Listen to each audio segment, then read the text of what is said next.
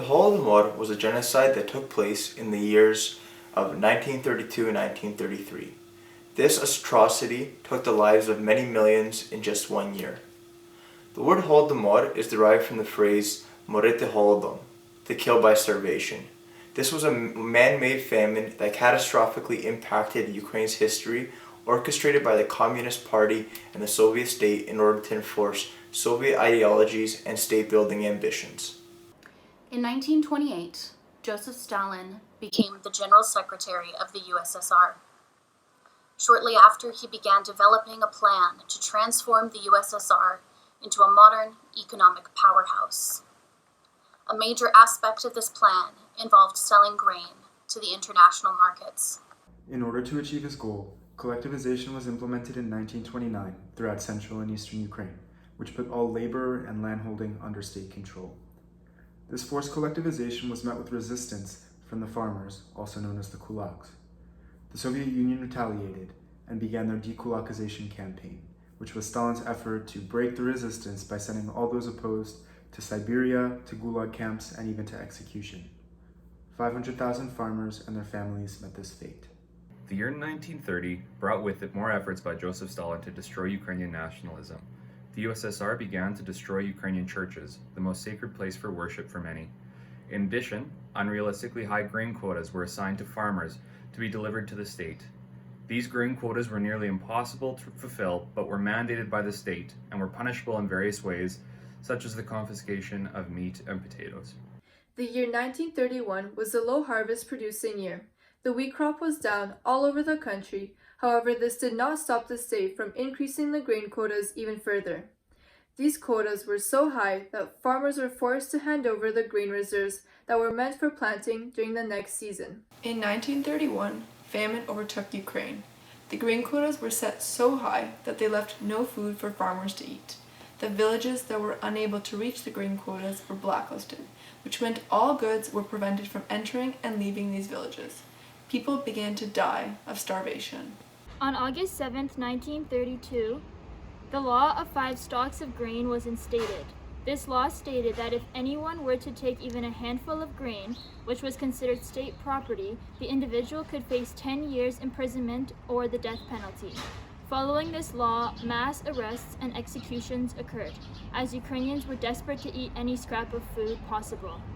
In October 1932, military personnel began to arrive in the villages. In order to ensure that the rising grain quotas were met, they began to search the homes of Ukrainian villagers for any and all food they could find. Entire homes were robbed of any secret food stores, and whole families were left with nothing to eat. In November of 1932, it became increasingly popular for villages to not meet the state grain quotas. This resulted in a third of the villages being blacklisted. As a result, these villages were cut off, preventing the entrance of food. On December 31st, 1932, an internal passport system was established. This passport system was implemented to prevent starving farmers from moving across borders or into cities where they could find food. On January 22, 1933, the borders of Ukraine were officially closed.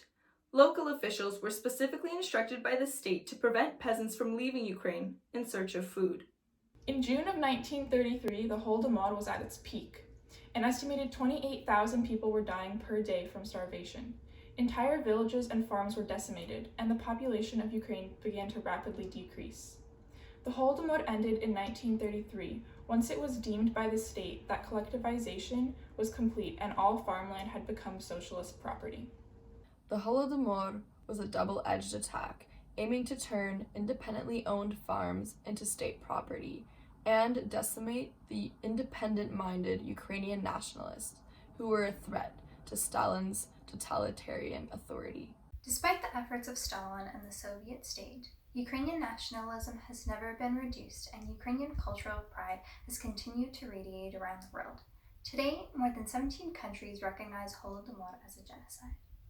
SUSK remembers all lives lost during the Holodomor. We recognize this event as a genocide, as an attack against humanity, and as an attack against Ukrainian nationalism. SUSK encourages everyone to please light a candle in their window and to also please wear a black ribbon in respect and solidarity of all those who lost their lives in this tragic event.